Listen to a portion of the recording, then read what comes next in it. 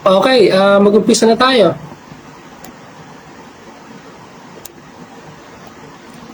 Okay. Narinig ba ako ng maayos at malakas? Malakas ba? Narinig ba ako ng maayos? Okay, good evening sa inyong lahat. At masaya ako na nakadalo ulit kayo sa pangalawang araw ng pag-uusap natin tungkol sa trabaho online. Okay. Yan. So, marami ngayon ang nandito ulit sa live na to at interesado sila na makapakinig ulit ng mga tungkol sa trabaho online na ginagawa habang nasa bahay lamang. Okay, salamat. Mabutit naririnig ako ng maayos kasi baka mamaya mahina pala no? Okay, so ngayon ay meron tayong pag-uusapan. 5 ang pag-uusapan natin ngayon. Meron tayong 5 paksa na pag-uusapan ngayon. Okay, handa na kayo? Okay, handa na sila. Okay, o nga pala, pinasasalamatan ko ang team ko na walang pagod na nag-i-invite para mayroong dumalo sa ating livelihood program. Okay, so maraming salamat sa inyo. Pinapahalagan ko ang inyong pag-iimbita sa mga kaibigan ninyo, sa mga tao dyan sa lugar ninyo upang sila ay makapakinig nitong programang ito.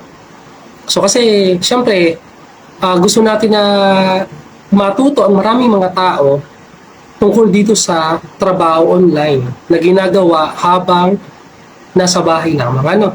Okay. So, nga pala, banggitin ko lamang kasi may mga nagtatanong sa akin, baka daw networking ito.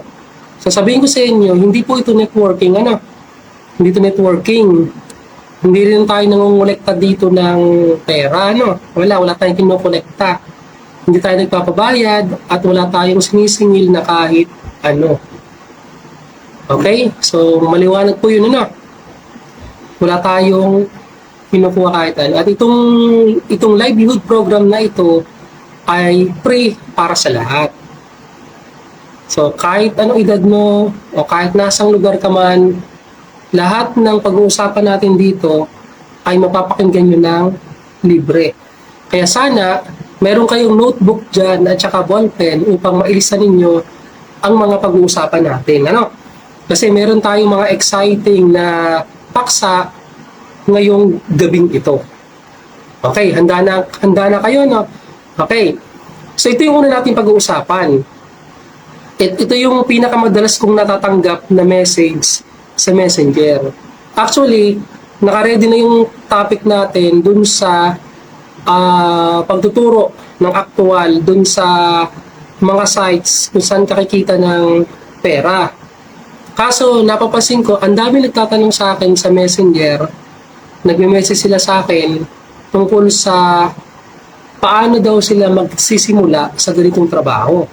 Kaya yun yung ating unang sasagutin na tanong. Pero marami pang mga tanong na nailista ako na tatalakayin natin ngayon. So yung ikalawang tanong, ano daw yung mga kailangan nating ihanda kapag tayo mag-uumpisa na ng ganitong uri ng trabaho? Yung ikatlo, syempre magkano daw ang kita o sweldo kapag ka magtatrabaho ka? At yung sumunod na tanong, paano daw natin matatanggap ang sweldo? Or paano nila matatanggap ang sweldo kapag ka sila ay pumasok na dito? At yung panghuling tanong, saan daw sila magtatrabaho? Okay, ulitin ko lang yung mga katanungan na tatalakayin natin ngayong gabing ito. Okay, so yung unang tanong ay, ito, nilista ko kasi dito sa laptop ko Yung unang tanong, paano tayo magsisimula sa ganitong trabaho? Okay, pwede nyo i-sign Kasi mamaya, sasagutin natin isa-isa yung mga tanong na yan. Yung ikalawa, ano ang kailangan nating ihanda kapag magtatrabaho tayo habang nasa bahay lamang? Ikatlo, magkano ang kita o sweldo? Kasi hindi naman pwedeng hindi natin tanong yan, di ba? At yung sumunod na tanong, pang-apat, paano natin matatanggap ang sweldo? Oo nga naman. Siyempre, magtatrabaho ka, paano mo makukuha yung sweldo mo? At yung panguling tanong, saan? Saan tayo magtatrabaho? So, yung 5 katanungan na yon ang ating pag-uusapan muna ngayong gabing ito. Okay? Sige. So, unahin natin yung tanong na paano tayo magsisimula sa ganitong trabaho? Sige nga, tinangan natin ang partisipasyon ng mga manonood ngayong gabing ito. Sige, kung kayong tatanungin, sige nga, paano tayo magsisimula sa ganitong trabaho? Sige nga, tinangan natin kung sinong may idea. Sige nga, paano tayo magsisimula sa ganitong trabaho? I-comment nyo nga sa comment section. Sige nga, tinangan natin kung sino ang tatama. O, simpleng tanong nga, sa tingin nyo, paano tayo magsisimula sa ganitong trabaho?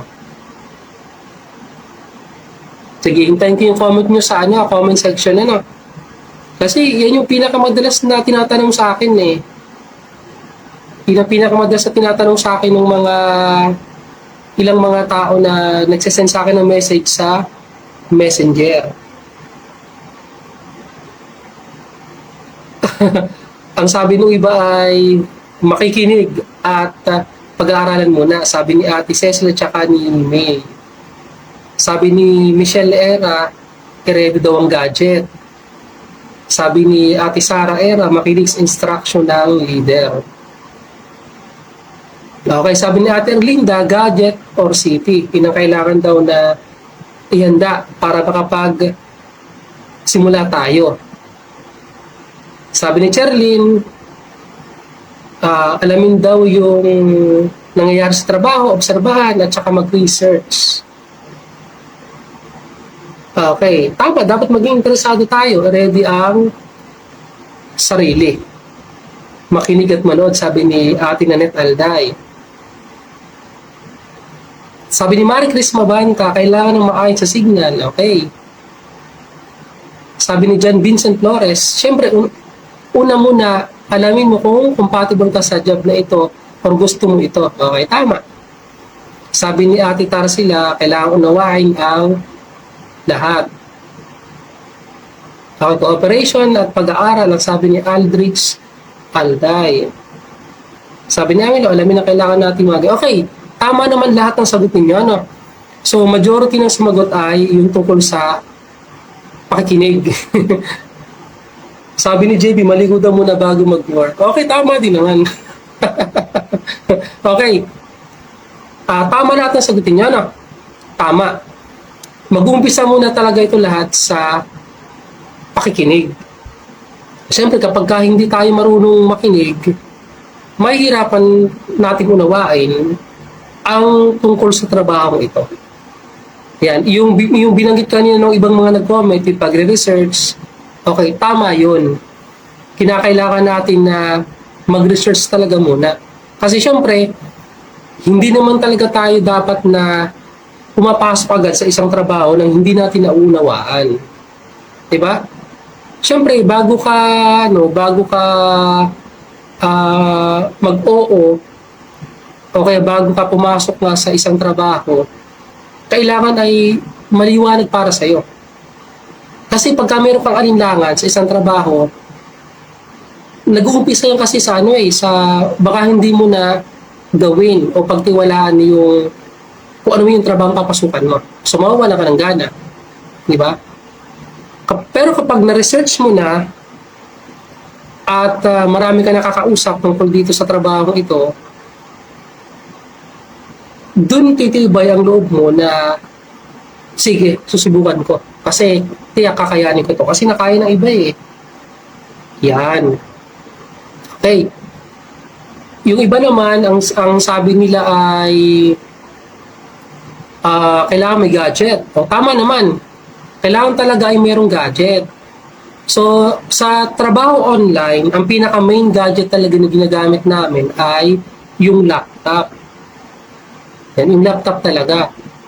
Kasi pag wala kang laptop or wala kang kahit anong gadget, kahit cellphone or tablet, mahirapan kang mag-work. Diba? So, tama ang inyong lahat ng mga sagot. Okay? Ito. ito na yung sagot dun sa paano tayo magsisimula. Okay, bagaman tama yung mga sinabi niyo sagot kanina, pero meron pang ibang mga sagot na karagdagan kung paano tayo mag-uumpisa. Okay, pwede nyo ilista. Ito yung una. Ito yung kailangan nyong baguhin ang inyong mga social media pages or social media accounts. Okay, so ano ba yun? Halimbawa, yung Facebook account ninyo. So, syempre, kailangan baguhin mo yung profile picture at saka cover photo. Syempre, kailangan na makikita dun sa profile mo kung ano yung trabaho na gusto mong pasukin, lalo kapag online to. Kasi alam nyo, kapag nag-umpisa ka ng trabaho online, masi-search ka ng mga tao. Masi-search ka ng mga taga-ibang bansa. Masi-search ka ng mga taga-ibang bansa. Okay. Sandali, may nagko-comment, malakas daw yung hangin. Siguro gawa ng electric fan. Wait lang ha. Jiro, pakipatay yung electric fan dito ah. Wait lang ha. Pakipatay yung electric fan. Malakas to kasi yung hangin dito sa live. Pakipatay ko yung electric fan ha. Pasok ka dito. Pakitindot mo yung electric fan. Malayo kasi ako eh. Kita. Ayan. Pinatay niya yung electric fan para hindi na masyado makagambala yung hangin. Okay, so wala na sigurong ingay, ano? Okay. Okay, so binanggit ko kanina yung tungkol sa pagbabago ng profile. Okay, importante kasi na baguhin natin to. So yung ating mismong profile picture ay kinakailangan na presentable or kakikitaan na kung ano yung gusto natin gawing trabaho. Tapos yung cover photo natin ay kinakailangan na may mga mababasa sila kung ano yung trabaho na gagawin mo.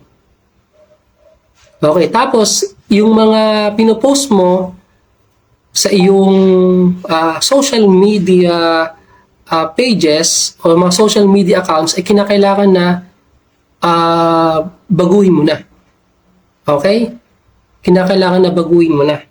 Kasi, once na nagtatrabaho ko online, lalo kapag may kausap kang taga-ibang bansa, syempre, isi-search ka nila through social media or through Google. Ganyan. Masi-search ka. Tapos, kung ano yung nababasa nila tungkol sa'yo, yun yung magiging reflection o impression na magiging tingin nila sa'yo. Ganyan. Kumbaga, magiging salungat ito dun sa trabaho mo online. Kasi ang layo nung pinapasukan mo trabaho, dun sa pinapakita mo sa iyong mga social media accounts. Ayan. So, alam nyo, ang suggestion ng marami, lalo ng mga psychologists, kasi karamihan ng mga foreign companies o yung mga entrepreneurs na nag-hire ng mga individual freelancers ay kinakailangan daw na yung profile picture mo ay nakangiti. Kasi consider daw siya na friendly ayon sa mga psychologists. So kapag maganda yung profile picture mo sa yung social media accounts, ay nakakaengganyo ito na approachable ka at friendly at madali kang kausap. Kaysa dun sa mga seryoso sa picture, yan, mahihirapan na tawag dito, mawari kung ano ba yung personality mo. Kasi through social media, through pictures, may mga tao na magaling mag-identify ng personality natin. Kaya minsan, hindi natin kailangan ng salita. Minsan sa nakikita nila, nagpapakilo sa kanila para kuhanin tayo na magtrabaho sa kanila. Okay, so yung tanong dun sa paano tayo mag-uumpisa, ang isa sa sagot ay baguhin mo kung paano mo ginagamit ang iyong social media accounts.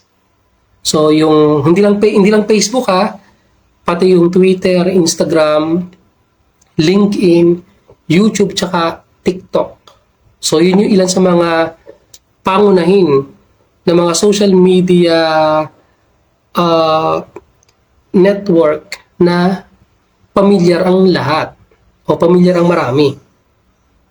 Sulitin ko lang baguhin mo yung paraan ng iyong paggamit sa mga social media network na meron ka. Inang kailangan mong unang i-consider. Kasi magbigyan ko ng halimbawa, yung aking yung aking Facebook.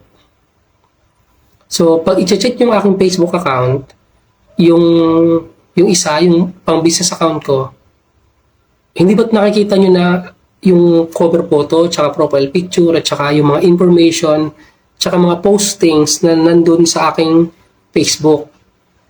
Kasi, yung work ko bilang isang social media manager ay kinakailangan na naka-match sa kung ano yung aking ipopost sa aking social media pages. Kasi may mga clients ako na nanggagaling sa Facebook, ang iba naman ay nanggagaling sa Twitter, Instagram, LinkedIn, at sa iba't iba pang mga social media platforms. Halimbawa, kung ako'y mahilig mag-post ng mga hugot-hugot na yan, so mahihirapan ako na makakuha ng clients, lalo na kung ang target ko naman na pagtatrabahuan ay taga-ibang bansa. Kasi dito sa Pilipinas, iba yung paraan ng paggamit natin ng ating mga social media pages o social media accounts kaysa sa paggamit ng mga taga-ibang bansa. Kasi sa kanila, ginagamit nila ang kanilang mga social media pages sa pagtatrabaho. Yung mga services or mga products ay ipinopost nila sa kanilang social media accounts. Tayong mga Pilipino, ginagamit natin ang Facebook at ibang mga social media platforms sa pamamagitan ng pag-share natin ng mga memories katulad nung mga gala, di ba? Katulad ng mga masasayang pangyayari, moment sa buhay natin, ganyan. Hindi lang yung masasaya, pati malulungkot. Kapag malungkot ka, pinopost mo din. Kapag may gusto kang patamaan, pinapatamaan mo sa Facebook, di ba? So ang dami nating pinopost. Iba yung paraan ng paggamit nating mga Pilipino sa mga social media platforms kumpara sa ibang bansa. Yan. So, babaguhin natin yon. Kung gusto mo na makapag-umpisa ng trabaho online. Kasi, pag nag-apply ka ng trabaho sa ibang bansa, sa company, or may nag-hire sa'yo na taga-ibang bansa para magtrabaho sa kanila, siyempre, kukonect sila sa'yo sa mga social media accounts mo.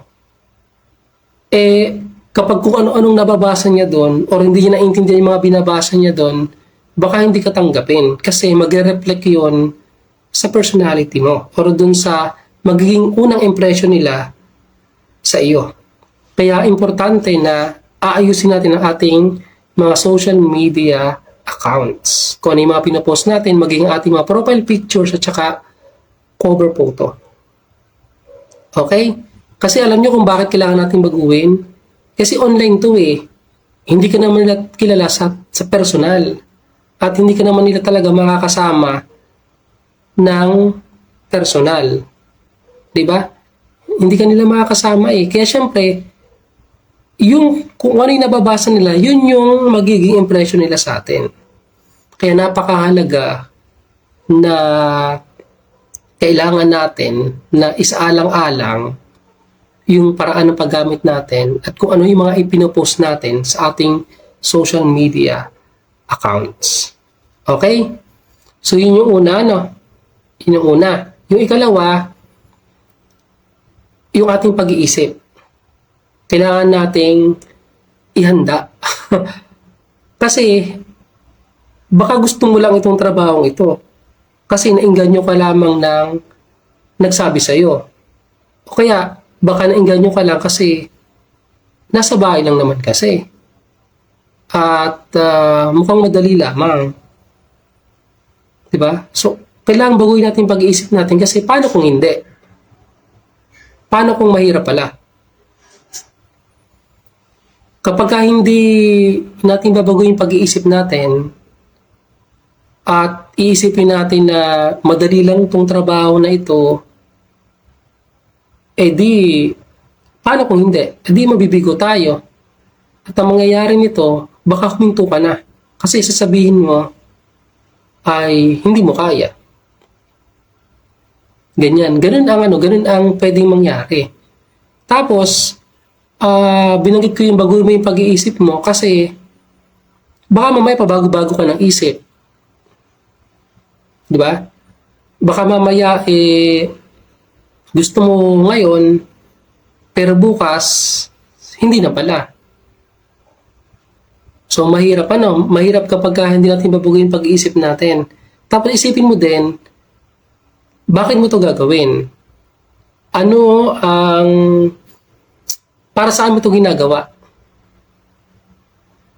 Para saan mo to ginagawa? Kailangan handa tayo doon sa mga challenges na papasukin natin. Kasi lahat ng trabaho ay talagang pinaghihirapan at pinaglalaanan ito ng oras. Kasi pag wala tayong oras, sasabihin mo sa akin, kasi busy ako eh. Wala sigurong trabaho na kahit saan ka mag-apply, wala sigurong trabaho na hihintayin ka. Di ba? Wala.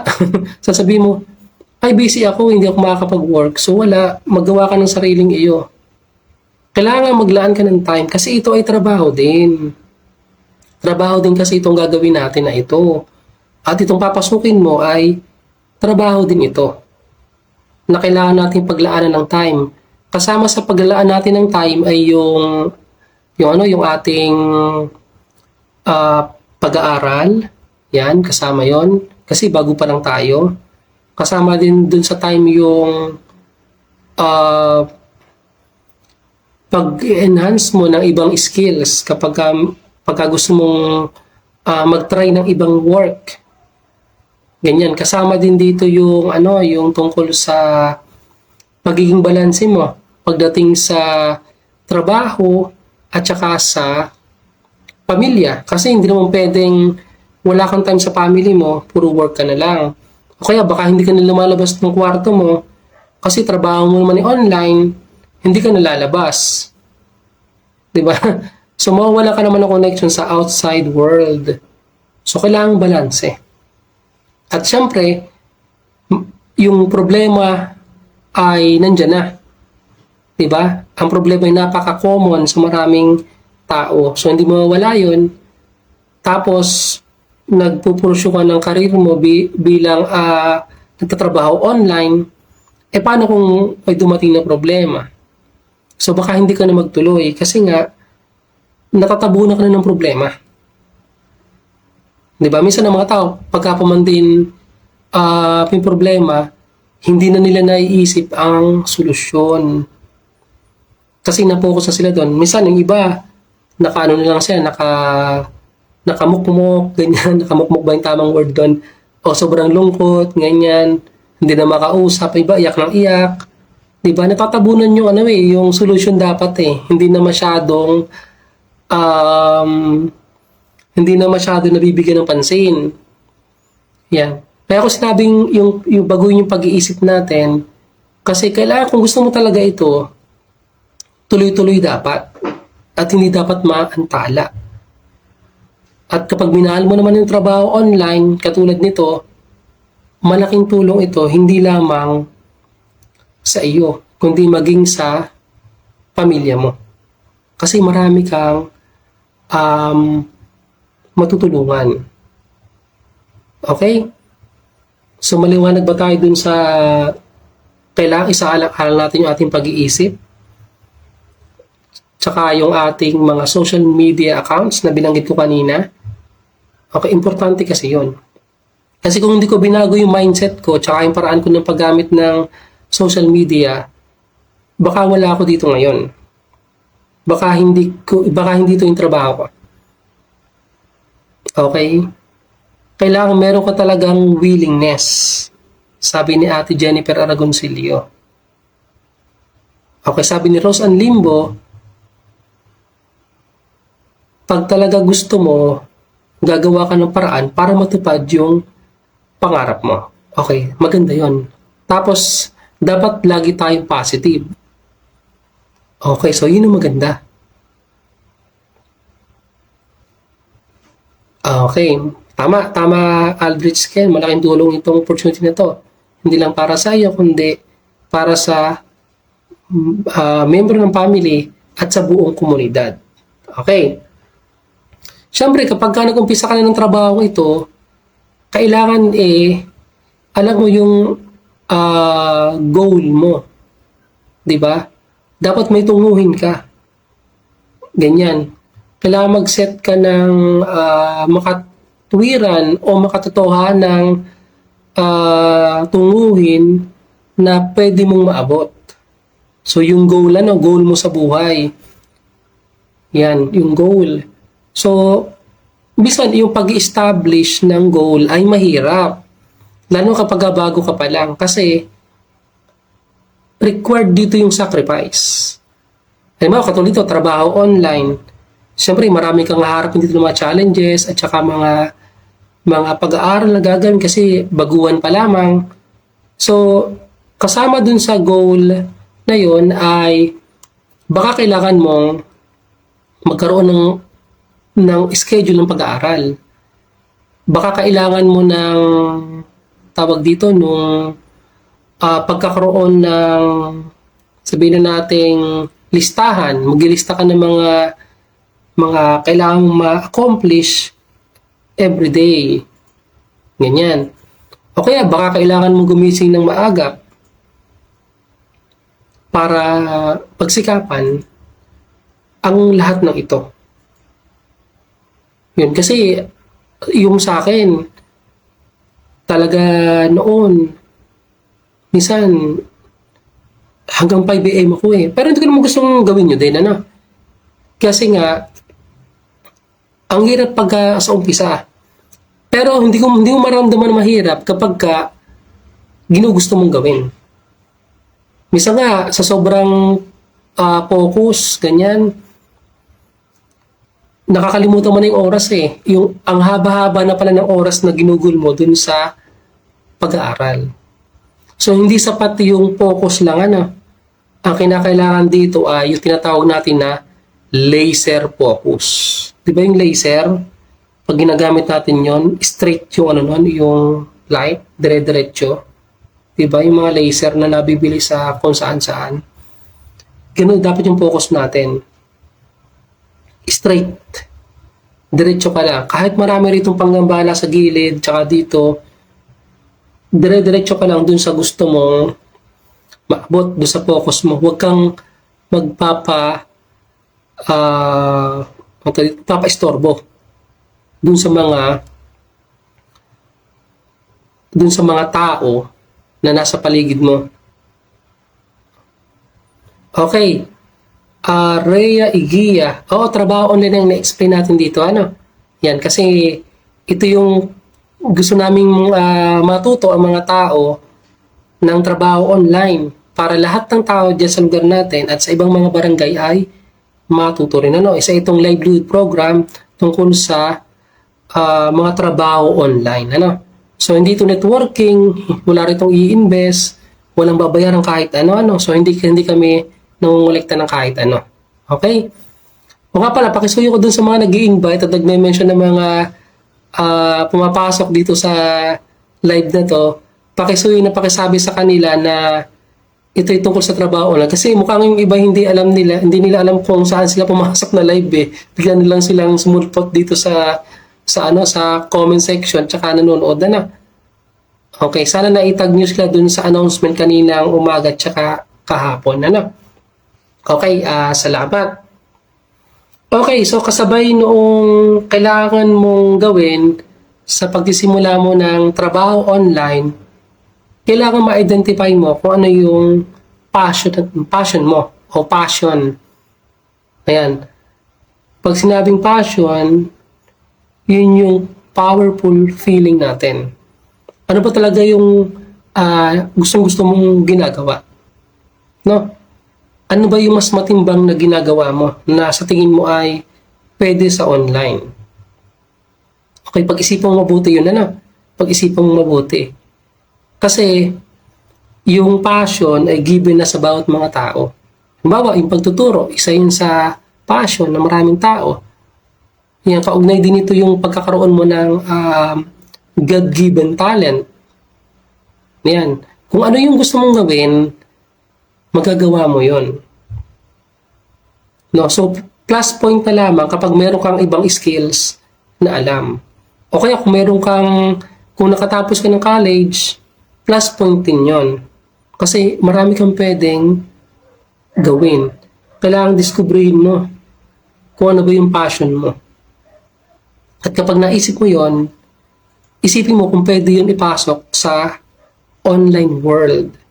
Kasi marami yung kakilala, meron silang talent, may kinalaman sa pagpipinta o pagguhit, ganyan, sa mga drawings, na ibebenta nila yung kanilang mga gawa through online at kumikita sila ng malaki. Merong iba, sila ay singer, kasi yun yung mga God-given talent eh. Yun ay nagagamit nila through online. Tulad yung binanggit ko kahapon, yung sa voice over, yung mga magaling magbago-bago ng boses, kumikita sila. Kasi nagagamit yung kanilang boses sa mga animations, mga cartoons, ganyan. Tapos, pagka may mga apps na kailangan ng ibang tono ng boses, nagagamit yung kanilang boses. Yan. So, halimbawa, alam niyo yung Siri sa cellphone, yung mobile app na naka-install sa bawat cellphone, yung kapag sinabi mo na pwede mo siyang kausapin, may mga lumalabas sa sagot ng automatic. Diba? So, yun, yung mga boses na yun, kahit yung pag tumatawag kapag walang signal, diba? May nagsasalita na boses na walang signal yung tinatawagan mo or wala kang signal, di ba? May mga boses. So, yun ang gamit no, napapakinabangan yung God-given talent mo. So, hindi lang yun, kung magaling ka halimbawa magluto, ayan, at kahit anong talent na naiisip mo na pwedeng gawin online, pwede mo siyang pagkakitaan. Yan. Pero katulad na sinabi ko kanina, babaguhin mo lahat. Yung kung paano mo ginagamit ang iyong social media account, kailangan mo din baguhin yung pag-iisip mo. Ano yung mga pinopost mo sa Facebook or Instagram mo, di ba? Kasi para mag-match siya dun sa passion mo. Mag-match siya dun sa kung ano yung gusto mong makita ng mga clients or companies na pagtatrabahuan mo. Para makita nila na match yon lahat-lahat. Kasi minsan, makikita mo na lamang sa kapopost mo ng mga talents mo, minsan may biglang magkocontact sa'yo, di ba, na isang international company para ikaw ay i-hire. Di ba? So, tinan nyo yung mga sa online selling, maraming ngayon nag-online na selling, di ba? Pag nagpo-post kayo ng mga produkto nyo na binibenta, hindi lang naman mga friends mo yung nakakakita eh. Nakikita rin yan ng ibang mga tao na hindi bahagi ng friends mo basta nakapublic yung post. Diba? May mga bumibili sa'yo eh. Kahit na hindi mo naman talaga friend or hindi naman talaga konektado sa iyo. Diba? So, ganun. Nakikita yun kasi through online. Nakikita lahat ng iyon. Kaya, para saan mo ba ginagamit ang iyong social media accounts? Diba? So, yun. So, marami. May mga nagbanggit dito na yung tungkol sa editing, yan. Pag magaling kang video editor, pwede rin yun. Pag magaling kang mag-edit ng mga pictures, pwede rin yun. So, kahit nga yung pagsasayaw eh, pwede kang magturo ng sayaw through online. Diba? Pwede yun eh. Maraming pwedeng gawin. O yun. So, basta i-discover mo lang. Discoverin mo kung ano yung pwede mo ipakita through online. Kasi alam nyo, sa YouTube marketing, kung gusto mo talagang kumita through YouTube, pwede mong YouTube, kung ano yung karaniwan mong ginagawa. O kung ano yung passion mo. Kasi doon, maraming tao ang baka katulad mo rin na, halimbawa, may mga question sila. Halimbawa, sabihin na natin tungkol sa pananahi. Halimbawa, magaling kang manahi ng mga damit. So, ba't hindi mo i-YouTube lahat yon? I-video mo habang nananahi ka, ganyan, mga designs mo. Kasi baka may naghahanap ng ganong design. O, di ko kontakin ka, o tatanungin ka kung magkano yung presyo nun. So marami tayong pwedeng gawin para kumita gamit ang social media. Diba? Inay doon sa personal nating mga business. Yung binabanggit ko Kaya ko to sinasabi kasi para maintindihan natin na through online, kikita talaga tayo.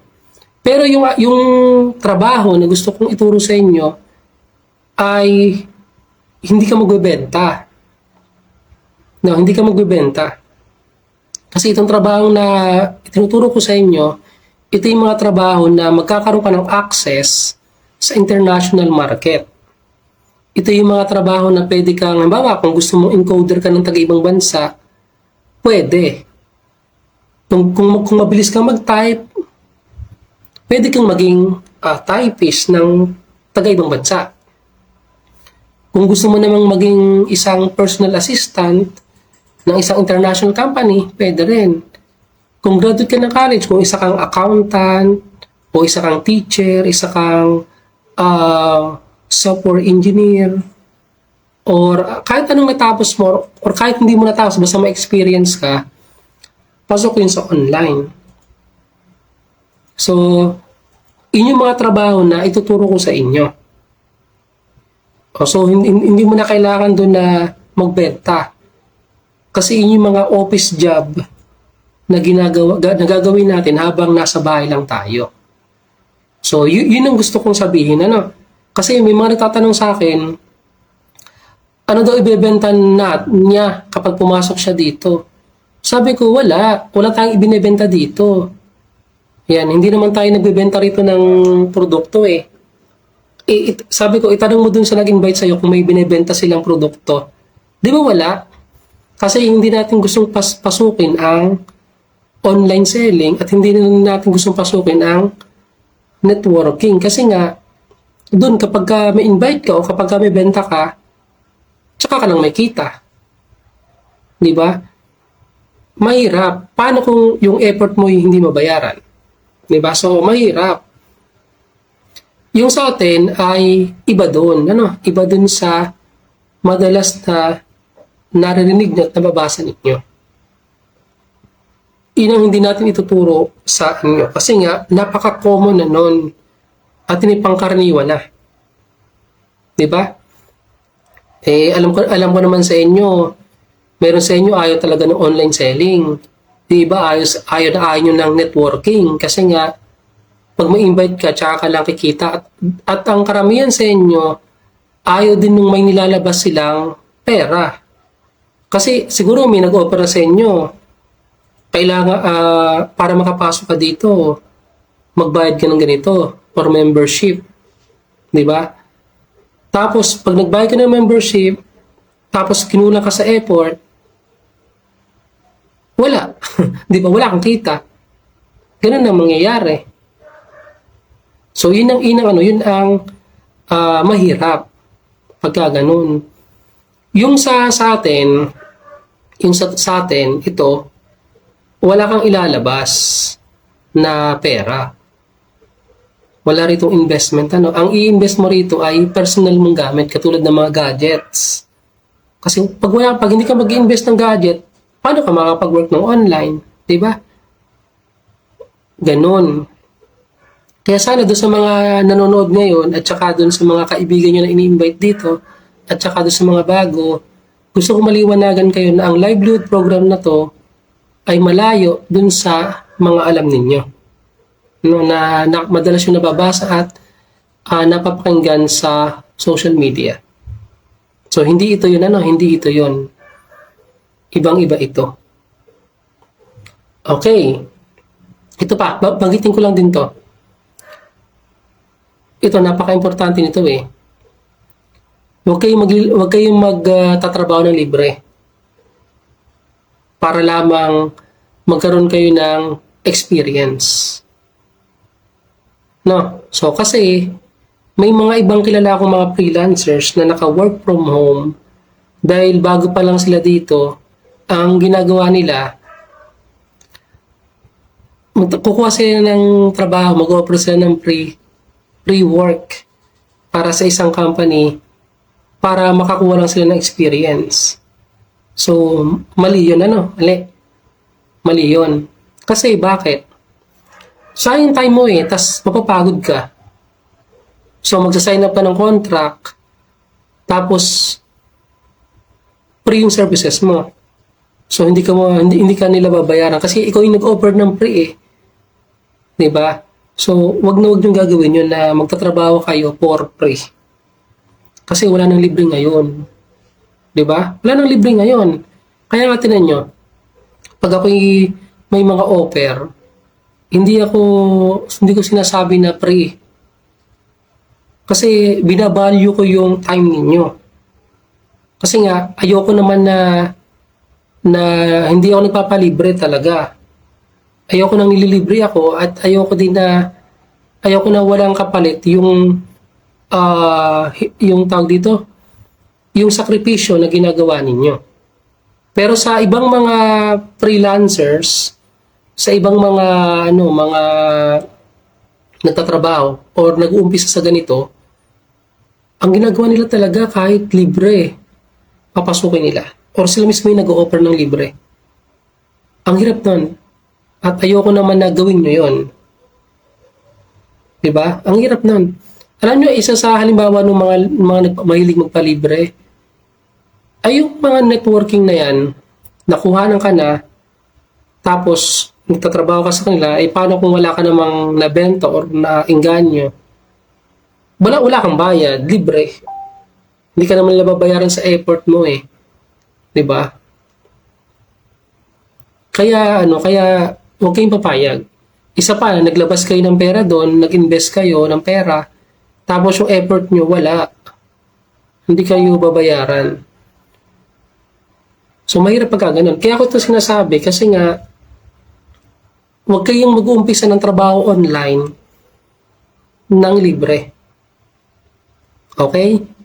Kasi nag-umpisa ako dito sa work na to, kahit mababa yung kita ko, binanggit ko nung nakaraang live, hindi ako nagpalibre or hindi ako pumayag na wala akong bayad. Kasi may bayad talaga dapat ang ating pagtatrabaho kahit yung effort natin. Okay? Okay, so ito pa yung kailangan mong ihanda kapag mag-uumpisa ka ng trabaho online. Yung kakayahan mo, yung mga skills mo, skills. Halimbawa, kasama sa skills mo yung gaano ka confident, yung level of confidence mo. Yan. Pagka masyado kang negative thinker, baka kulang ka sa self-confident at hindi mo makaya. Kasi dagdag pa yung mga tao na nagsasabi sa'yo na hindi mo kaya. Di ba? Or sarili natin, ang pinakamatindi nating kalaban na nagsasabi sa atin na mahirap yan. Diba? Kailangan na alisin mo yon sa iniisip mo. Okay? Tapos, ilan sa mga skills ay yung kailangan malawak ang mga idea mo. Kailangan marami ka dapat na iisip. Once halimbawa na sabihin na natin halimbawa na nahihirapan ka, ano yung idea na maiisip mo para solusyonan yung doon sa pakiramdam mo na nahihirapan ka? Di ba? Kailangan meron kang idea kung paano may susolusyonan yun. Halimbawa kung antok ka, paano susolusyonan yun? Para hindi ka antukin. Nasa kalagitnaan ka ng pagtatrabaho o nasa kalagitnaan ka ng unti-unti mong inaaral itong mga trabaho online na ito. Okay? Dagdag din dito yung communication kasi may mga tao na hindi sila magaling magsalita at hindi sila magaling makipag-usap sa mga tao. Diba? Yung iba, napaka-sobrang mahiyain. Diba? Yung communication kasi, consider yan bilang skills din. Kasi nga, pag hindi ka marunong makipag-usap, hindi ka marunong, ang tawag dito, yung mahiyain ka, hindi ka masyadong palaimik, so, mahihirapan ka. Kailangan i-improve mo yung communication skills mo. Kasi, syempre, papasukin mo online eh. Itong mga trabaho online na to, kailangan marunong ka makipag-usap kasi hindi mo naman sila makakasama ng personal eh. Ang inyong mga communication ay through online. So, katulad dito, gumagamit tayo ng Facebook Live. Yung iba gumagamit ng Facebook Messenger sa video call. Yung iba WhatsApp. Yung iba Zoom. Yung mga nag-online class dati nung lockdown, Zoom ang gamit yun, di ba? Yung mga Google Meet apps. Yan. Maraming ginagamit ng mga apps. Eh paano kung hindi ka sanay makipag-usap? So, mahirapan ka pumasok sa ganitong trabaho. Kaya, unti-unti mo ng pag-aralan. So minsan, baka kailangan mong lumabas ng bahay mo o ng kwarto mo at subukan mong makipagdaldalan sa kapitbahay. Kasi kung ano yung sipag nila pakikipagkwentuhan, bukod sa marami kang masasagap ng mga impormasyon, yan, matututo ka rin na makipag-usap. Di ba? Kapag sumama ka sa kanila, magiging madaldal ka na din. Di ba? Siyempre, alam mo naman yun, sa mga Pilipinas sa atin, tuwang-tuwa tayo kapag tayo, nakikipagkwentuhan. Di ba? O yun, masasanay mo yun. Kaysa dun sa lagi ka nilang nasa bahay at hindi ka marunong makipag-usap. O, di ba? Yung mga introvert, yung mga tao na hindi sanay makipag-usap, kung lagi nasa bahay lamang, kailangan magbago na kayo. Kasi nga, itong papasukin na trabaho online, involved dito ang communication. Okay? Ihandaan nyo rin yung kakayahan nyo sa pag-handle ng stress. Diba? Kasi baka mamaya, stress ka na sa bahay, stress ka na, tapos busit na busit ka sa asawa mo, o kaya doon sa kapitbahay ninyo, o kahit sa mga anak, hindi ka marunong mag-handle ng stress mo, matutulog ka na lang. Diba? Hindi ka na magtatrabaho, ititigil mo na yung gagawin mo. Diba? Sasabihin mo, busit ako ngayong araw to, ayoko mo na mag-aral, wala ako sa mood. Patay na. Paano ka makakapag-umpisa ng trabaho online kung idinadamay mo yung dapat na gagawin mo, diba? Dahil buwisit ka o nabubuwisit ka sa buhay. So, dapat hindi. Kailangan matutunan mong i-handle ang stress mo. Diba? Kailangan mong mabalance yun. So, kung buwisit na buwisit ka nga sa ibang tao, huwag mo idama yung trabaho mo, yung trabaho online, o yung pag-aaral mo para makapag-umpisa ka ng trabaho online. Diba? Napaka-importante kasi nun. Tapos, kailangan magkaroon ka nga ng passion na matutunan to. Tapos, importante rin yung time management. Halimbawa, kung isa kang estudyante, di ba normal, may pasok ka ng umaga, may pasok ka ng tanghali, kailangan na i-manage mo yung time mo. Kasi nga, halimbawa, katulad ng mga nagtatrabaho sa akin, kasi meron dito sa mga manonood natin ang nagtatrabaho talaga sa akin. Iba dun, estudyante. Yung iba naman, nanay. So, nagtatrabaho sila sa akin. So, kailangan i-manage ninyo yung oras ninyo. Diba? Ito yung time para sa pag-aaral, ito yung time para sa pag-work, at ito yung time para sa pag-aaral din ulit. Sa mga nanay naman, yung gawaing bahay, diba? Ayan. So, tsaka yung time sa mga anak, tas trabaho, kailangan mong i-manage. Kasi pagka hindi ka marunong mag-manage ng time mo, bawa, Nandun ka sa kapitbahay, nauwi na lang sa kwentuhan kayo ng kwentuhan, inabot na kayo ng 4 na oras o higit pa. So, wala ka ng time management. Kasi nga, hindi mo na nagawa ibang bagay. O kaya, yung mga mahilig mag-opisina dyan, di ba, yung opisina, pang-it na ako dyan, di ba? Dapat marunong kayong mag-time management. Kasi, syempre, baka maubos niyo yung oras niyo. Di ba? Isipin natin kung ano yung mas malaking kita. Di ba? Isipin natin kung saan tayo kikita na mas malaki. Yun. So, kailangan natin na i-manage natin yung ating oras para meron tayong time para sa maraming mga bagay. Kasi ito ang sinasabi ko sa mga nagtatrabaho sa akin Kailangan meron kayong balance schedule. Diba? Kailangan meron tayong balance schedule. Kasi nga, pag wala kayong time para sa ibang bagay, baka mawalan din kayo ng time sa work na ito. Lalo na yung mga nagtatrabaho sa akin, na kumikita na sila. Paano kung nauwi ka doon sa ibang mga schedule mo na ginagawa? Edi wala. Diba? Minsan, mangyayari niyan, baka delay ka na pag-report ng work mo. Baka nalilate ka na sa mga task na binibigay sa'yo, mga projects na binibigay sa'yo, baka hindi mo na nagagawa. Diba? So, unahin natin yung mga kapakipakinabang na bagay na kung saan tayo kikita talaga. Diba? Isipin mo kung saan ka kikita ng mas maayos. Diba? Isipin mo kung saan kung ano yung makakatulong sa'yo. Yun ang ating laging iisipin. Okay? Karagdagan din dito yung dapat marunong kang mag-budget. Kasi baka mamaya kumikita ka na ng malaki, todo gastos ka naman. Adi walang matitira sa'yo. Diba? O kaya baka may tumawag sa inyo. O 5.20 ang tama ngayon. Tumaya ka na 1,000. Tas hindi ka naman tumama. O diba? So, diba?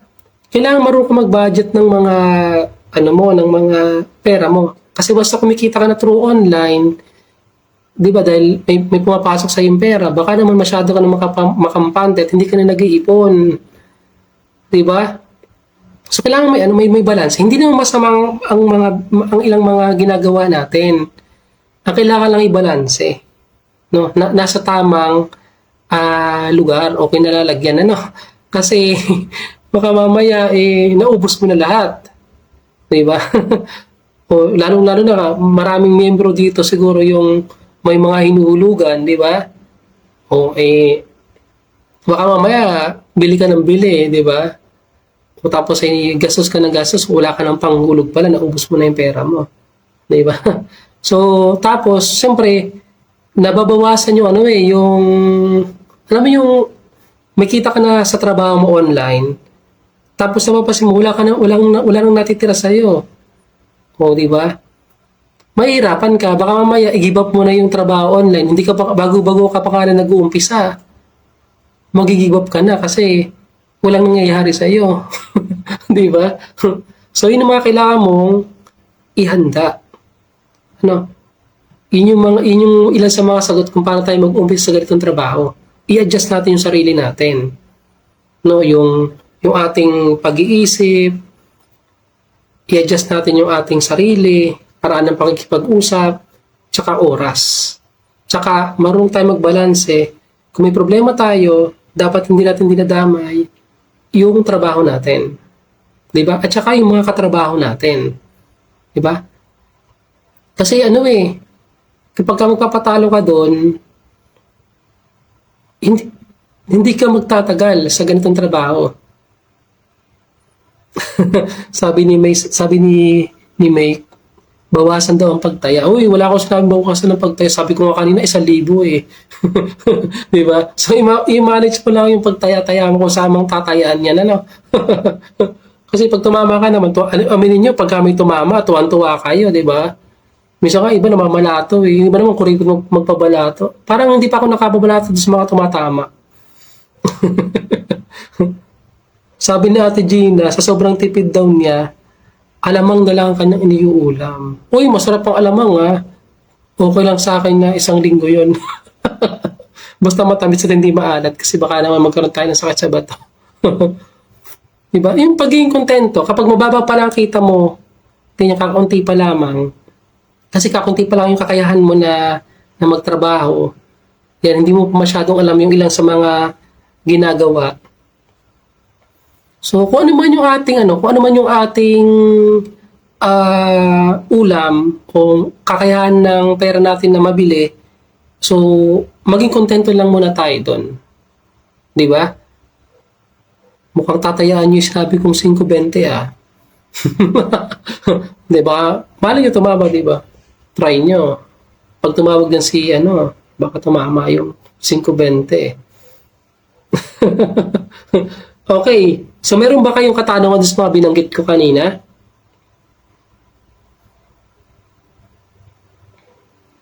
Okay. So, yung susunod ay matuto tayong mag-aaral ng ibang skills. Huwag niyo sabihin na hindi ko alam yan eh. Kasi may mga tao akong nariringgan, sasabihin nila sa akin, hindi ko naman alam yan eh. Hindi ko naintindihan. So dapat hindi ganun, hindi ganun. Kailangan mag-aral tayo na matutunan pa ibang mga bagay. Kailangan natin mag-improve. No? Kailangan natin mag-improve. At dumiscover pa ng ilang mga pwede nating matutunan na makakatulong sa atin para makapagtrabaho tayo online habang nasa bahay lamang. Okay?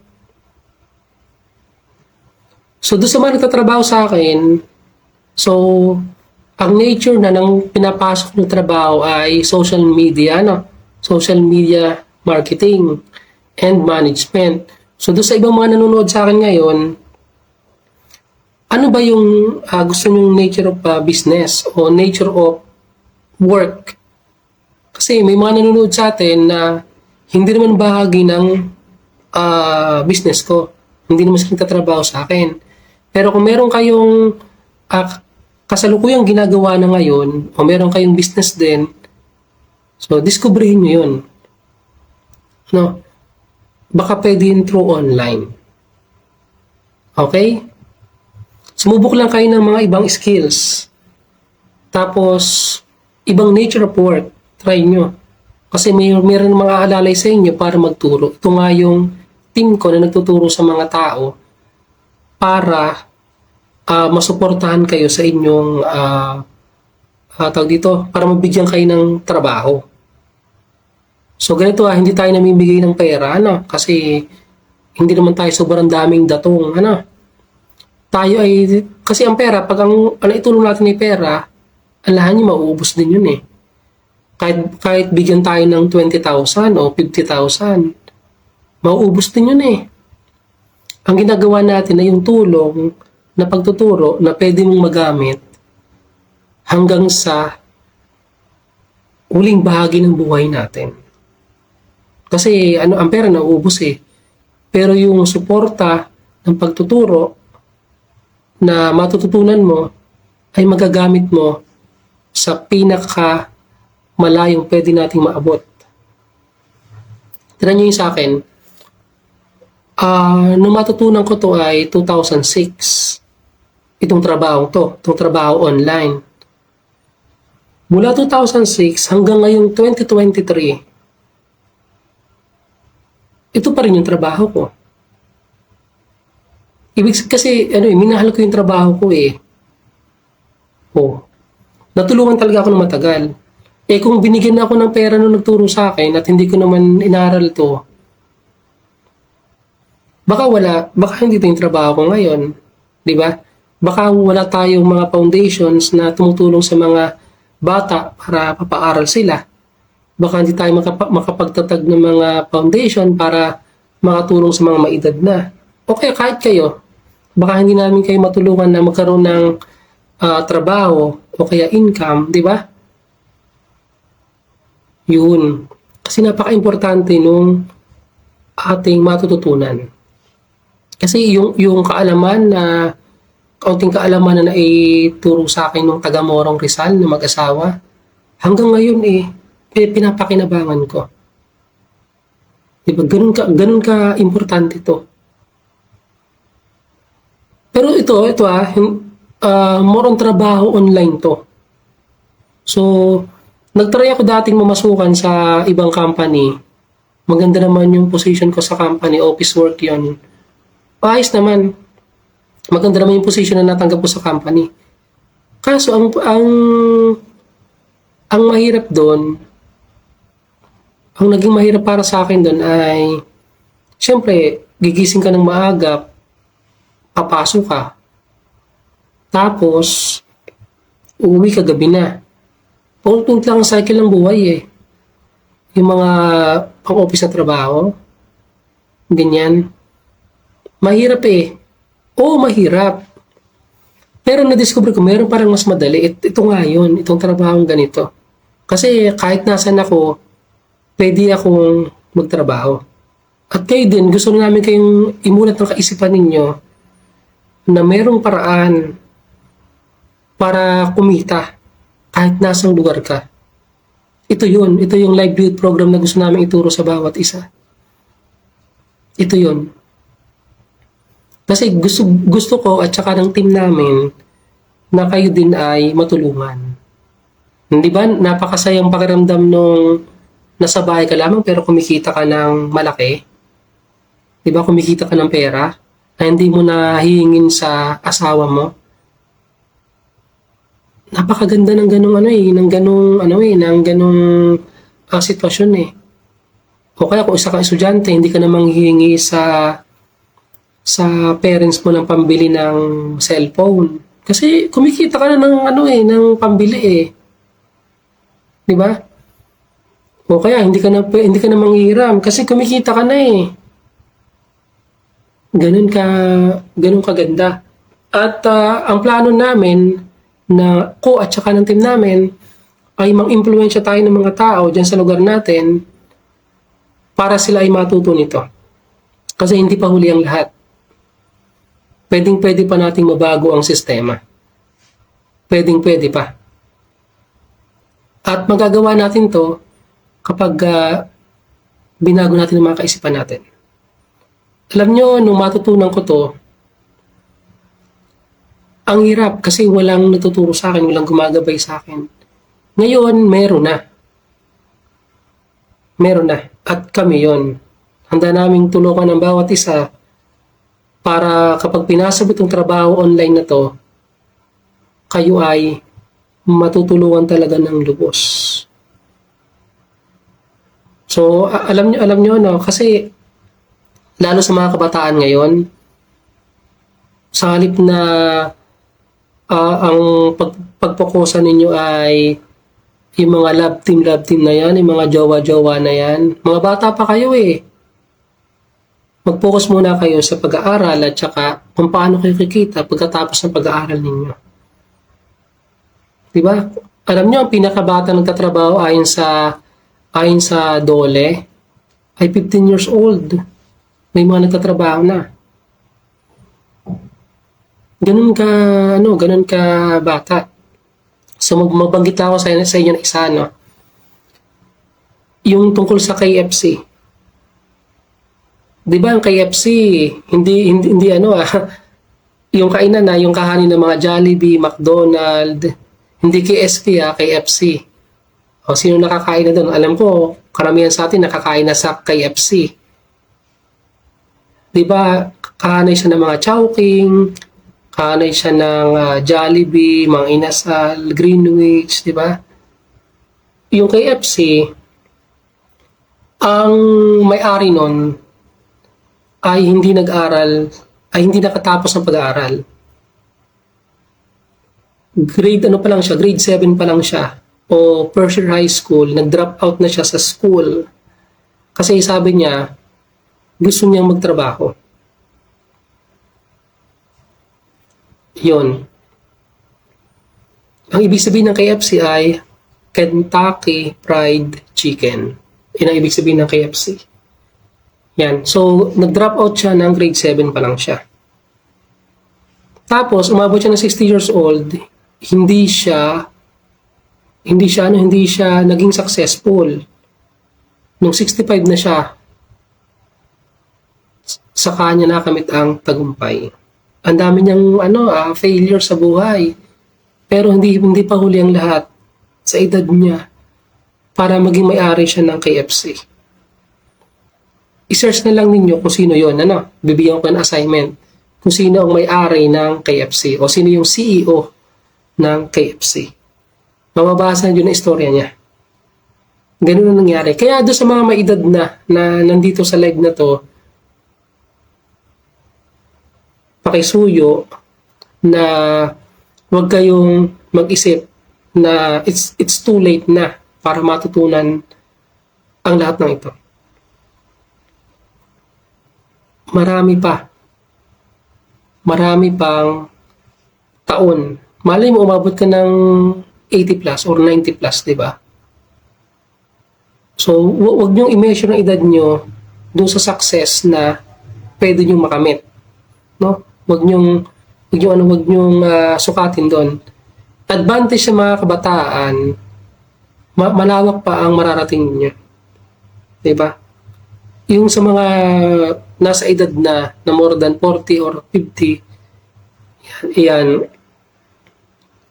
Di ba siyempre medyo kaunti na yung lifespan nila.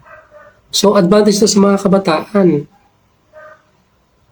Kaya yung mga kabataan na nakikinig ngayon, simulan nyo na. Yung pakikinig at saka pagsunod dun sa mga ibinibigay natin ng mga instruction at saka mga kailangan na pag-aralan. Kahit nga ba basic lang yan Basic muna tayo. Papunta sa mahihirap na mga gagawin at pag-aaralan. Okay. So masyado na naman tayong tumatagal sa ating live. Okay.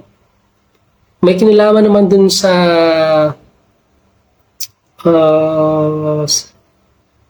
mga services na i-offer mo. Depende na sa iyo kung ano yung passion mo, ano yung mga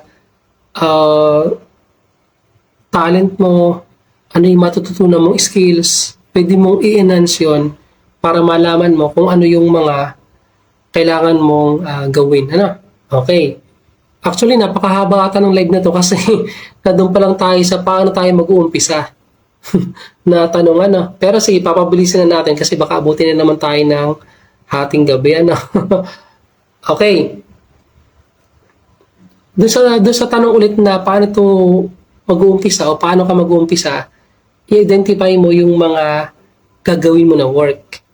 I-identify mo rin yung mga tao na i-connect mo sa yung mga social media accounts. Halimbawa, kung ang paborito mong gamitin na social media network ay Facebook at binago mo na yung profile mo at saka yung cover photo mo, so, siyempre, kukonekta ka sa mga tao, di ba?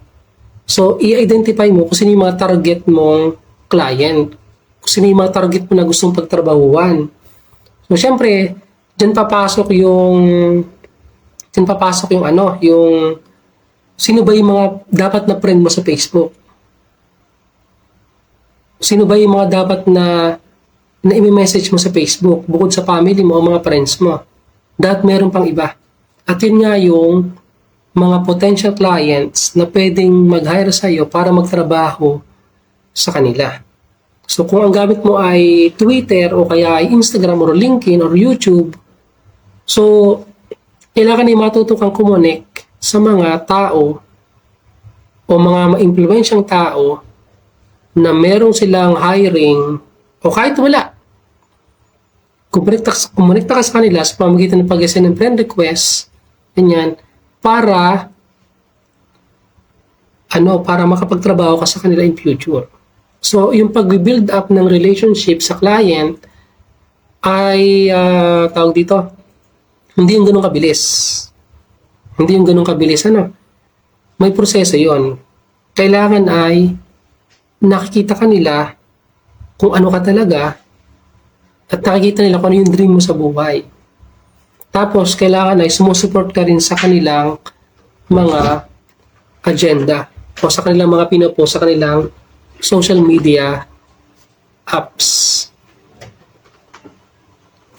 Ayun.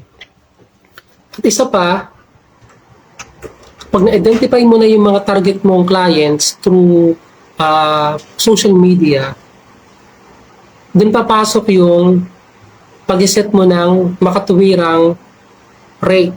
Kung magkano ba yung bayad sa'yo. Kasi iwas naman na nakapag-build up ka na ng mga experiences mo, tapos marami ka nang natutunan at alam mo nang i-depend ang sarili mo. So, pwede ka na mag-demand ng rate o magkano yung sweldo mo. Yun ano. Tapos, ang may papayo ko sa inyo para makapagpasimula ka din ito ay mag-join ka sa mga groups kung saan marami ka rin matututunan. Kung pinupush mo na magtrabaho online katulad ng ginagawa namin, bakit hindi mo subukan na mag-join sa mga groups kung saan marami ding mga freelancers o mga groups na mga nagtatrabaho sila na naka-work from home katulad ng ginagawa namin. Kasi doon, marami kang matututunan. Diba? Subukan mo mag-join sa mga communities na katulad din natin. Kasi matututo tayo sa iba. Sa pamamagitan ng pakikipag-chat sa kanila, pagbabasa ng mga pinupost nila sa kanilang mga social media pages. So, pwede nyo gawin yun na para matuto tayo sa iba. Yan. Tapos, yung paraan ng pag-message natin, kailangan din natin ayusin. Siyempre, kailangan ay formal ang paraan ng pag-message natin, lalo na kung gusto natin magtrabaho sa taga-ibang bansa. Okay? So, nasagot na yung tanong natin na paano tayo mag-uumpisa? Diba? O, ang sabi ni Ate Cecil, nakakatakot daw pag di kilala. Okay, siyempre sa una, nakakatakot talaga. Pagka hindi mo kilala yung tao na gusto mong i-add, di ba? Pero actually, nagiging nakakatakot lang yan kapag yung mismong profile o yung mga pinupost mo sa yung social media accounts ay contrast sa kung ano yung trabaho mo. Kasi kapag ang nababasa nila doon ay mga kung ano-ano lamang at wala kinalaman doon sa work mo, nakakatakot talaga na kumonekta sa ibang tao. Diba? Pero once na nakikita nila na ito yung trabaho ko o yan yung trabaho mo, tapos nababasa nila doon yung mga nakaka-inspire na mga story, mga sinishare mo, ganyan. Actually, hindi ka matatakot na kumonekta sa ibang tao. Kasi mag-iiwan ka sa kanila ng impression na kahit hindi pa kayo magkakilala, ay mabuting tao ito. Kasi ito yung mga nababasa ko sa kanyang social media. Sa kanyang mga social media account o mga social media profiles. Diba? Yun.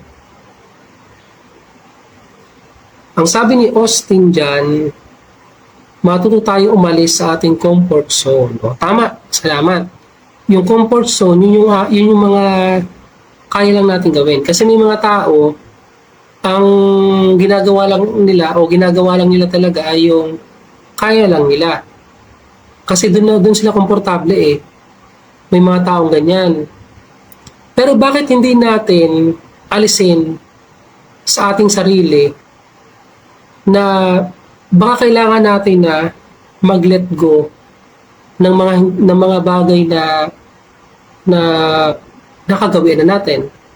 Bakit hindi natin kailangan na gumawa ng pagbabago para mabago din ang sitwasyon natin? Kasi tingnan nyo minsan nagreklamo tayo sa buhay na ganito na lamang ba ang buhay natin.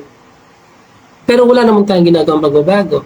Once na mayroong nag-offer sa atin ng work, tapos ang ginagawa natin, sasabihin natin hindi naman natin kaya at hindi natin naintindihan, ayaw natin, tumatanggi tayo. Diba? So, paano mo babago yung sistema natin? Paano mo mababago yung buhay natin? Kung hindi naman natin kaya na na magbago. Alisin yung mga bagay na kinakatakot natin. Di ba? Kapag nagpalamon ka sa takot at sa kaisipan na hindi mo kaya, mananatili ka doon. Mananatili ka doon. Tapos, hindi ka na makakalabas. Kaya yung sistema ng buhay natin ay hindi nababago kasi nga, nandun tayo eh. Nakalak tayo doon. Nagreklamo tayo sa mahirap na buhay. Nagreklamo tayo sa ito lang yung damit natin, ito lang yung ating kinakain, ito lang yung cellphone natin. Pero, hindi naman tayo gumagawa ng pagbabago. Doon lang tayo sa alam natin. Doon lang tayo sa ito lang yung kaya kong gawin. Bakit hindi natin subukan na dumiskubre ng ibang bagay? Katulad ng naririnig mo ngayon. Itong ino-offer namin na livelihood program sa mga tao ay hindi lamang namin kayo tuturuan ng trabaho.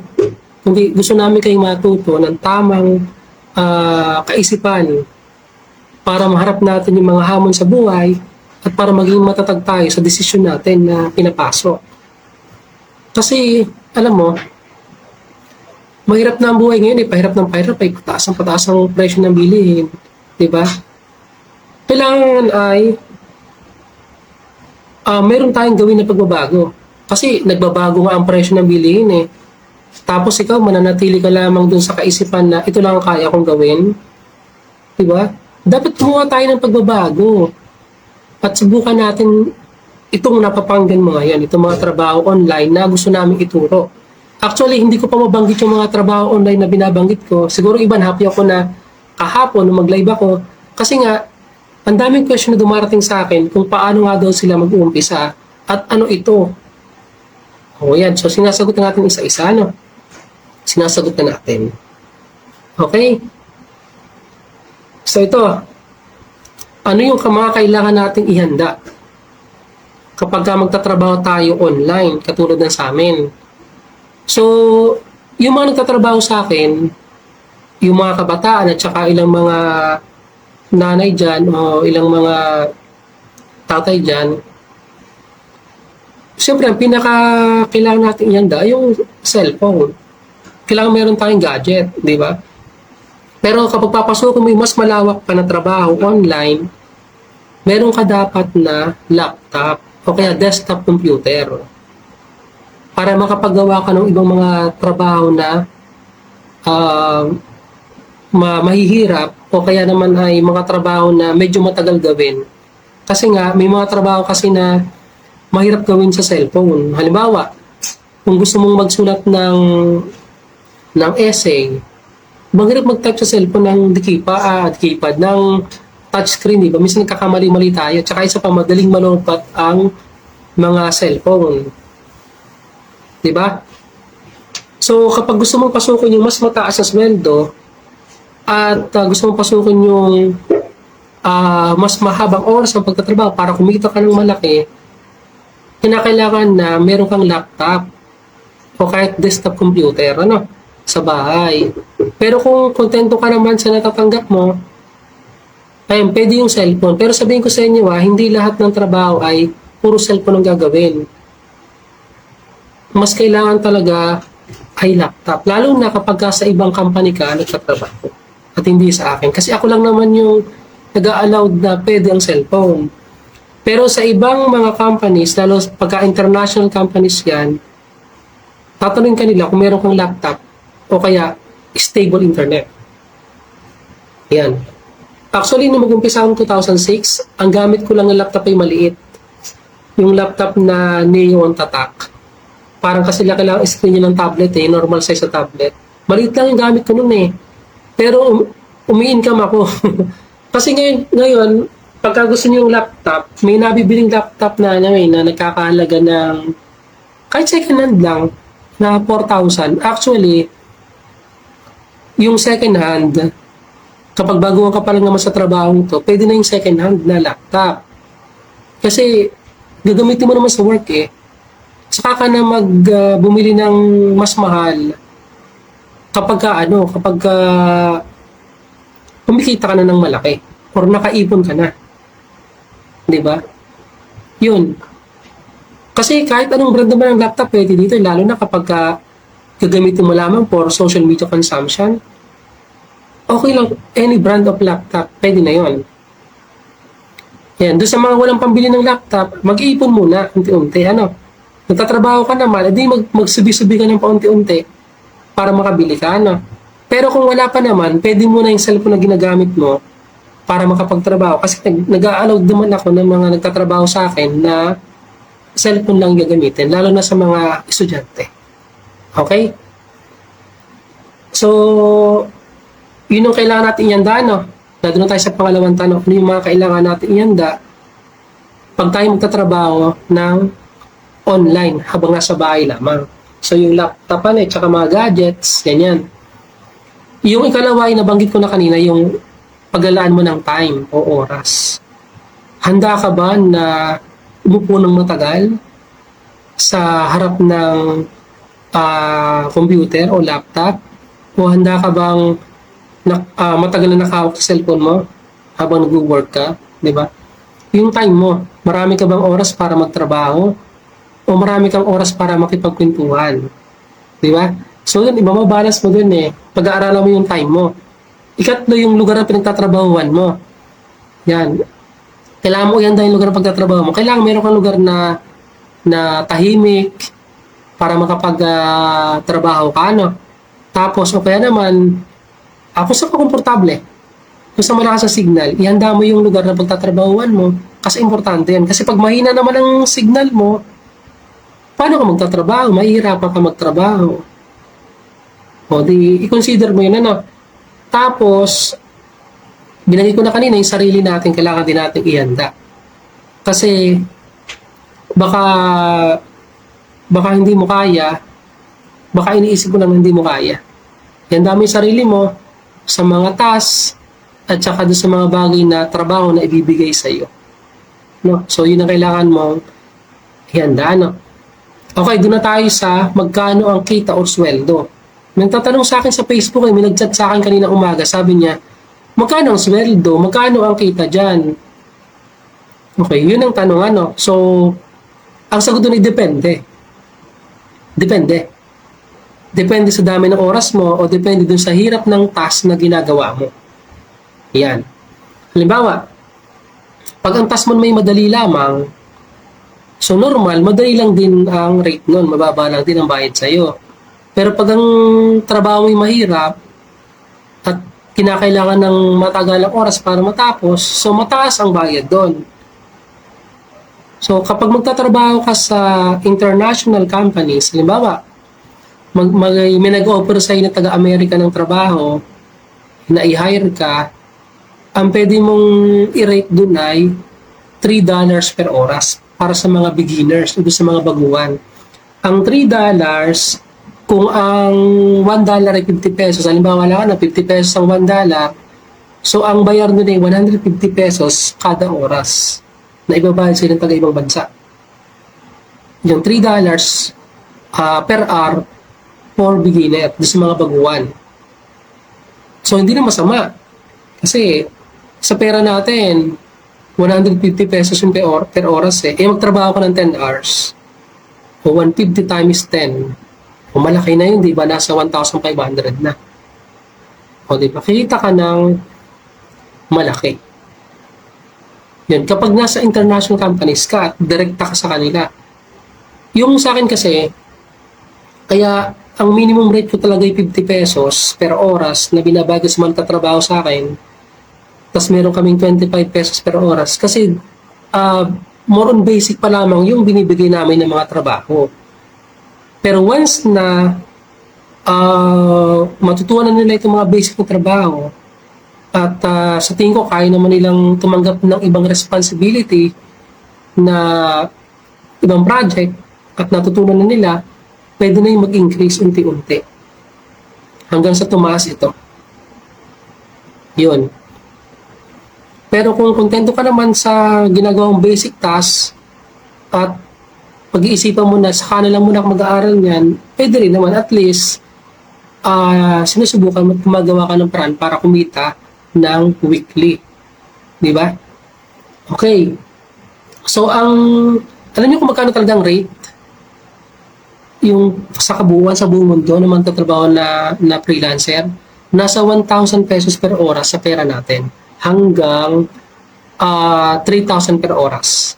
Yun yung international rate talaga.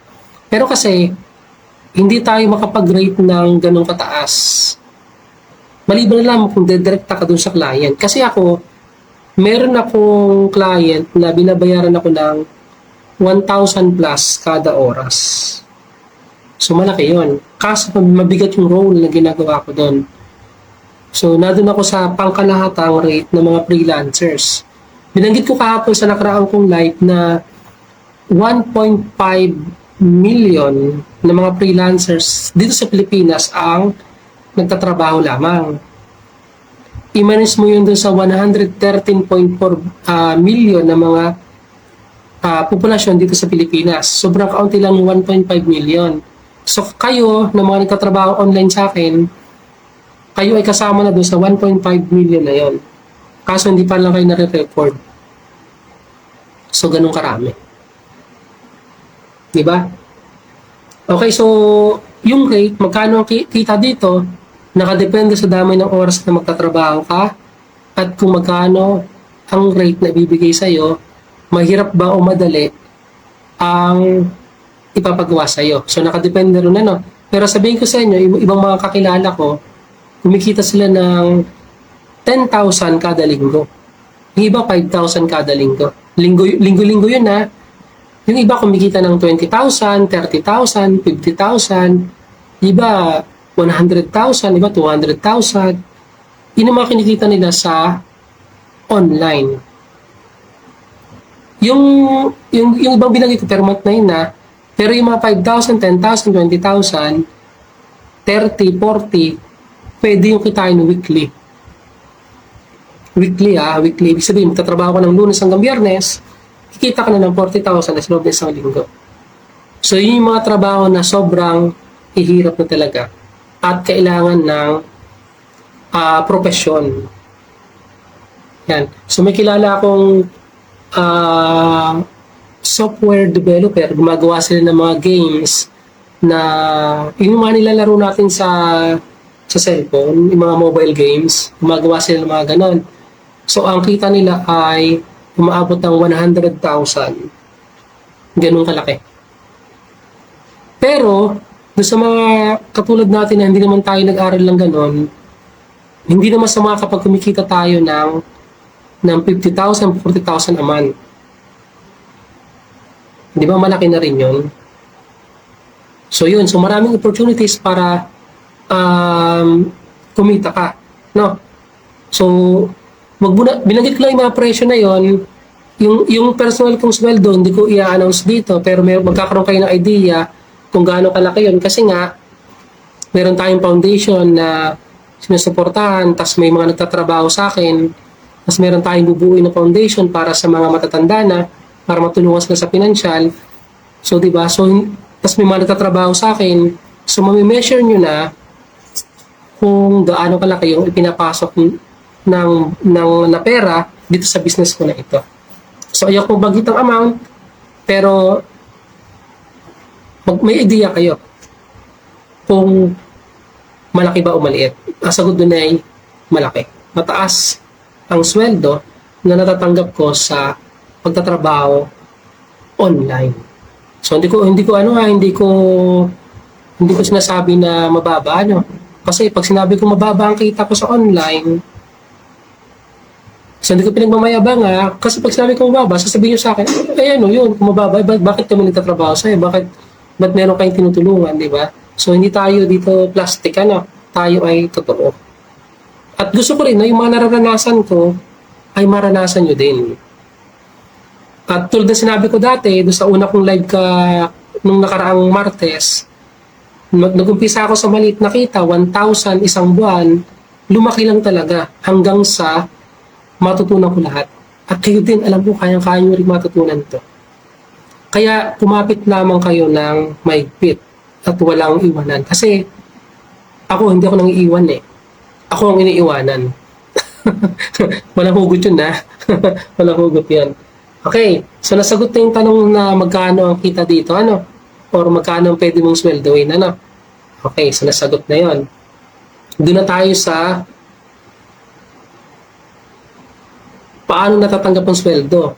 O kasi nakita ko yung oras alas 10 na mahigit, oh. Baka abutin na naman tayo ng pagkatagal-tagal. So, paano natatanggap ang sweldo? Yan, paano?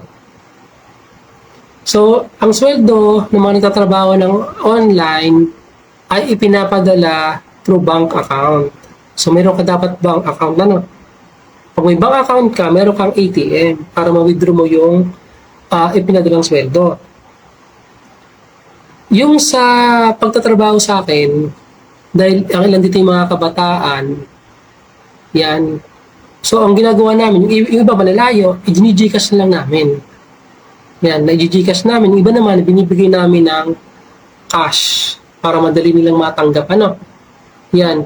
So, pag magtatrabaho ka online at naka-work from home ka, ganyan, at magtatrabaho ka sa ibang companies, yan, magtatrabaho ka sa isa sa mga company sa US, ganyan, o sa Australia o sa Canada, ganyan, nandito ka lang naman sa Pilipinas at nasa bahay mo lamang ikaw, kailangan meron ka dapat na ATM. No, maglalakad ka. Pwedeng BPI, pwedeng BDO, RCBC, Metrobank, yung mga yan, yung mga bangko na yan, ano? O kaya Union Bank, marami, ano? Okay. So, kailangan mong met ka. May nagtatanong sa akin si Ate Sara, bukod daw sa pakikinig sa akin ngayon, paano daw siya makakapagtrabaho sa akin? Kasi gusto niya ay mag-work lang siya habang nasa bahay lamang. Okay, so magtuturo kami. Ano po, Ate Sara? At titingnan namin kung makakaya mo yung mga projects na basic na ginagawa namin. Ano? Yan. Pwede naman, kasi kami naman ay tumatanggap ng mga pwede magtrabaho sa akin. Ano? Pero syempre, gusto ko rin naman na matuto kayo nitong trabaho ito para makapag-explore pa kayo ng iba pa at mas mataas pa. Ano? Yan. Kasi ayoko naman na ilak ko kayo sa akin, na sa akin nila kayo mag-work. Gusto ko rin kayong matutong lumipad ng mas mataas para makapagtrabaho din kayo sa mga ibang client sa ibang bansa. Si Reggie Maranan o G Maranan na lagi kong binabanggit sa chat, siya yung aking director at head of marketing. Siya yung isa sa mga na-impluensya ko ng trabaho ito at siya ay marunong na makipag-usap sa mga international companies at kumita na rin siya ng malaki dito. Kaya siya ay kinuha kong director at head of marketing kasi meron siyang kakayahan na kumuha ng client at makipag-usap sa mga nasa ibang bansa para makipag-business partner. Yun. O yun, si G nagtatrabaho sa akin pero gusto ko siyang mag-explore pa ng iba. At nagawa naman niya. Kaya gusto ko rin na magawa niyo rin. Kasi nga, siya nga nagawa niya eh. So, kayo din, magagawa niyo rin. Minsan nga si G Maranan, sinasabihan niya ako ng hindi raw siya nag-aral ng ganon, hindi raw siya marunong sa English, ganyan. Tapos, hindi niya naman malayo, unti-unti, habang pinagkakausap ko siya, tinuturuan ko siya, nagawa niya. Actually, ang laki ng sweldo na nakuha niya. Weekly. Hindi siya nagtatrabaho sa akin na sideline na lang yung sa akin. Kasi nagtatrabaho din siya sa iba. O, diba? Malaking tulong para sa kanya. Sa inyo din, gusto ko rin kayong tulungan. Para kahit nasa bahay lamang kayo, ay makapagtrabaho din kayo. Ano? Yan. So, yung mga binanggit kong amount kanina, mga presyo na pwede kitain weekly, pwede nyo ring makamtan. Nasa sa inyo yun. Kung gaano katagal, kung gaano kabilis. Basta, kumonekta lang kayo sa akin sa Facebook at sa ilang mga social media apps ko para makabasa kayo ng mga tips at mga paraan kung paano kayo matututo. Okay? So, medyo malapit na tayo matapos. Doon na tayo sa huling tanong. Yung tanong na saan daw sila magtatrabaho. So, ang sagot diyan ay sa international companies. Pero sa ang site. Okay, saan daw mga sites? So binanggit ko na kahapon yung ilan yung mga website kung saan kayo legit na makakakuha ng trabaho. So natin yan ng 199 jobs, 199 jobs, yan. Guru.com, People Per Hour, SEO Clerks, Fiverr, Upwork, True Lancer, LinkedIn, Facebook at marami pang iba. So lahat ng mga social media platforms, yun ay, tsaka yung mga site na binanggit ko kanina, mabilis na ko lang binanggit, yun ay nagbibigay ng mga legit na trabaho. Okay? So ang gagawin natin sa mga darating na mga live, ipapakita ko sa inyo isa-isa. At ituturo ko sa inyo isa-isa. Para makita ninyo at mag-sign up kayo doon sa mga site na yan. Hindi ako affiliate o wala akong kita sa pagtuturo ng mga sites na yon. Gusto ko lang yung sabihin sa inyo at ituro kasi kumita ako ng dollars sa mga sites na yon. Doon ako kumita. At nagpasok yun ng maraming pera sa akin. So, hindi ako nagyayabang sinasabi ko yung totoo. Gusto kong maging transparent. Yung nakikita nyo talaga. Kasi kung sasabihin ko na kukunti yung sweldo ko dito, nagsisinungaling ako pagka ganun. Kasi ba't kayo nagtatrabaho sa akin? Di ba? So, malaki ang kita through online. Kasi dito, per oras ang bayad. Hindi katulad dito sa Pilipinas, ang swelduhan dito, katulad ng tinalakay ko doon sa nauna kong live nung nakaraang Martes, na dito per day ang bayad at meron tayong minimum wage. Di ba? Minimum wage nasa sa ibang lugar, nasa 560, 500, 600, di ba? 300 plus, ganyan, 400, di ba? So, iba-iba. Sa online, $3 ang pinakamababa na pwede mong maging rate o 150 per oras hindi per day. Sa Pilipinas kasi, yung 500 mo o 400 o 300 ay 8 hours mo ng trabaho. 8 hours 8 hours. 8 oras. Pero sa online, yung binanggit ko na $3 o 150 pesos ay per oras na babayaran sa'yo. Ang laki ng difference eh. Tignan mo, yung 8 hours mo na trabaho, nababayaran ka ng 500 pesos, sa online, kung babayaran ka ng 150 pesos kada oras, ilan yun sa 8 hours? Di ba mas malaki? Nasa 1,000 na agad. Samantalang yung sa Pilipinas, 8 hours ka nang nagpakapagod, kaunti lang ibabayad sa'yo. Di ba? Kung dito nagtatrabaho sa Pilipinas, baka hindi natin kayang magtayo ng scholarship program para sa mga bata. Kung dito nagtatrabaho sa Pilipinas, sa mga companies dito, baka hindi ko kayang magbigay ng opportunity sa mga tao na magtrabaho sa akin. Tapos, baka hindi rin tayo makapaglaan ng programa para sa pagtulong pinansyal sa mga maedad na kung dito ako nagtatrabaho kasi magkano babayad nila sa akin. Diba? So, hindi ganun kataas. So, pang-akin lang siguro yon kung sakali mo magtatrabaho ako dito sa company sa Pilipinas. So, hindi natin makakaya. Kaya ako at ang aking team ay nandito para tulungan ng bawat isa na nandito.